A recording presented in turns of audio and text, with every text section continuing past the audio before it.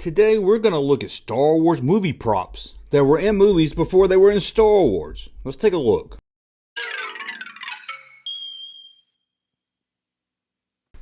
Welcome back to the Junk Room, everybody. It's me, the Junkman, coming back at you. Now, before we look at props from Star Wars that were in other movies before Star Wars, I just want to remind you, become a Patreon or YouTube member. You support the channel, make the channel better. I know. How can this get any better? Well, it can. It can with your support, and you get some exclusive content, outtakes, commentary, maybe an early video here and there, and you'll get exclusive access to the members-only Facebook group. That's a lot of fun, and we got more. How to do that's in the description below and all that. And don't forget junkmanmerch.com. Got some cool shirts like this one right here.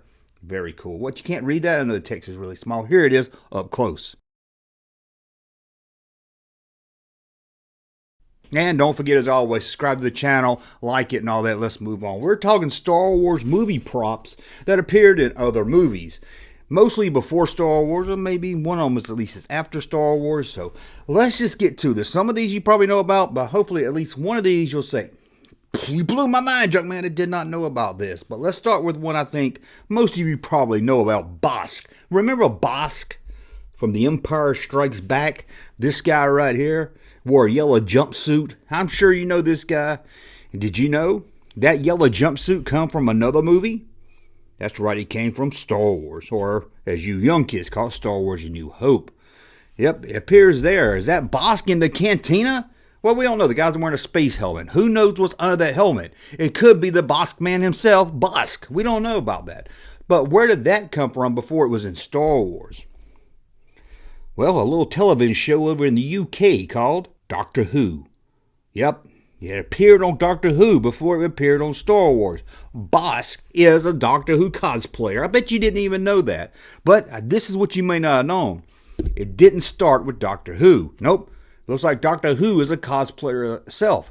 Where did Doctor Who get this outfit? From a movie I never heard of called, what's it called? Oh, First Men on the Moon. I don't know. I don't think it's a sequel to Amazon Women on the Moon. Now, I've seen Amazon Women on the Moon. I don't know what First Men on the Moon is. But that outfit appeared there before it appeared on Doctor Who. In fact, the actual suit's based on an actual flight suit. But hopefully you may not have known that, because people always say, that Bossk outfit came from Doctor Who. You can tell them, well, Doctor Who stole it from First Men on the Moon. Okay, let's talk about IG-88. Now, I'm sure you know about IG-88. His head is in Empire Strikes Back. He walks around. No, he doesn't walk around. What was I talking about? He's in Empire Strikes Back. He stands there, doesn't really move. We don't really get to see an IG. Now, we really didn't get to see an IG unit in action until The Mandalorian. Thank you, Jon Favreau. It was awesome. It was what I always dreamed of seeing. But did you know his head is in another movie? Yep, another Star Wars movie, A New Hope. Yep. It's part of the cantina, part of the bar scene. Amazing, right? You knew that, though. That's one. That and the Bossk one I think you knew. I think you knew these two right here. But yes, his head appears in Star Wars as part of the bar. Now here's one you may not have known. You remember these blue aliens? You barely see them in Star Wars A New Hope, but they're in there. And I know the race is called something. I don't remember what it's called. And I probably couldn't pronounce it even if I did. And I know that race is also the race of Cad Bane. I didn't know that until like 2 weeks ago. How about that? Never knew that. Anyway, did you seen these aliens and you seen their outfits? You're like, man, that's a bad outfit. I wonder where they got those silver jumpsuits. Well, I'll tell you where they got them silver jumpsuits. They got them from a couple of apes. And those apes were escaping. What were they escaping from? The Planet of the Apes. That's right. The movie Escape from the Planet of the Apes had jumpsuits like the one from... I can't talk. Sorry about that.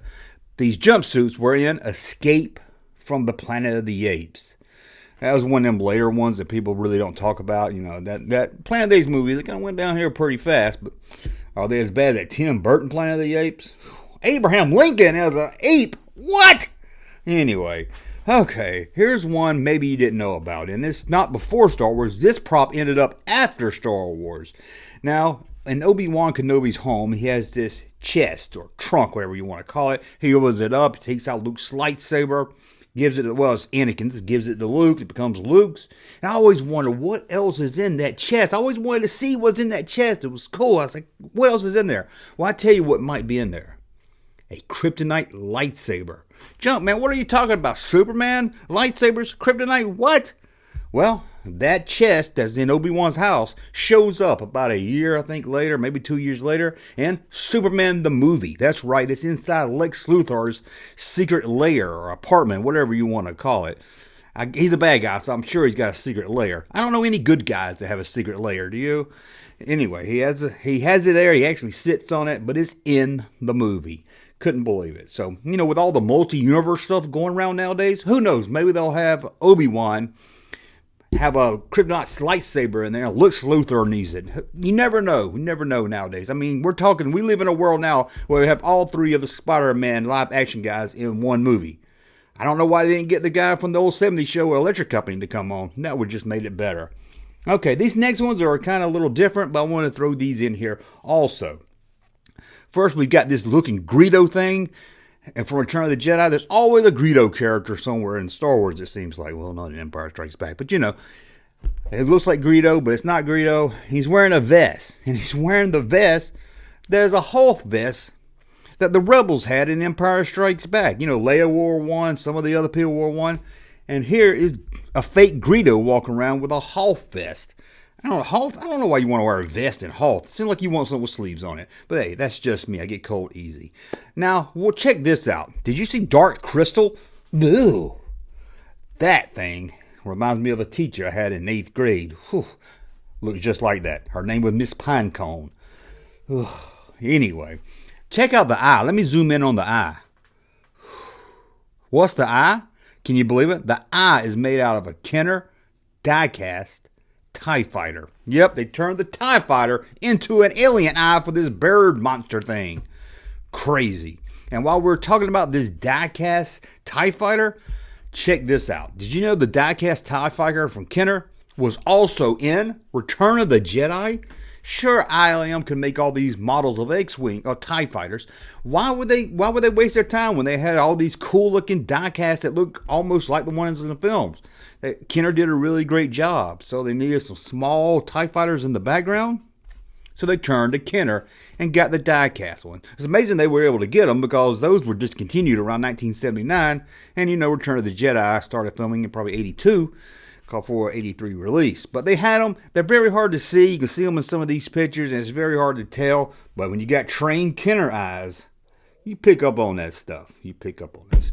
But actually, that's all I got. Like I said, it's not many. Maybe you got more. If you do, let me know in the comments below. Even if you got less than this, let me know in the comments below. I think that's it. I think we're done. Yep, that's it. We're done.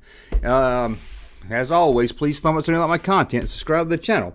We'll talk again soon. Hey, Jumpman channel popping though. Thank you, sir, for that unsolicited testimony.